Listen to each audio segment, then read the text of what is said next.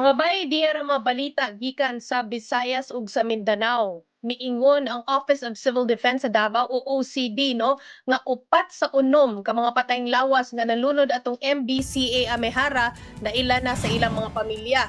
Kani mga bay, na ila ang mga biktima no tungod sa ilang mga distinguishing marks sama sa tattoo, dental records ug sa ilang mga sinina.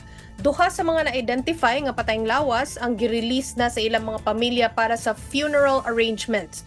Hangtod karong mga orasa, wala pag-iilisan sa mga otoridad ang ilang misyon ngadto sa retrieval only. Padayon gihapon sila sa ilang search and rescue sa paglaom nga aduna pay mga survivors o mga buhi nga makitaan.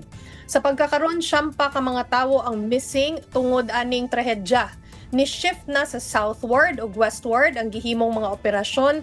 Halos 200 nautical miles na mga bay gikan sa dapit kung asa nalunod ang maong baroto. Sa laing bahin mga bay, himuo na og no-build zone ang Mananga River ug uban pang suba no sa tibuok Cebu Province. Mao man gud ni tungod kay nagpahigayon og inspeksyon si DPWH Secretary Vince Dizon sa Mananga River gahapon na sa buntag. Plano sab nga magbuhat og dredging og limpyuhan ang mga suba para mas maayo o mas sayong makadagan ang tubig og malikayan ang mga pagbaha nga nahitabo ni adtong bagyong Tino. Gawas sa Mananga River, gi-inspeksyon sab ni Dizon ang flood control project sa Butuanon River nga naguba sab sa bagyong Tino.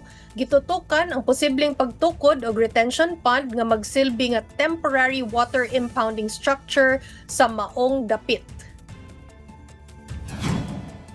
Maoras na ron mga bay, magkuyog na sa taugma para sa mga balita gikan sa Visayas ug sa Mindanao. Ako si Chicky Verhel.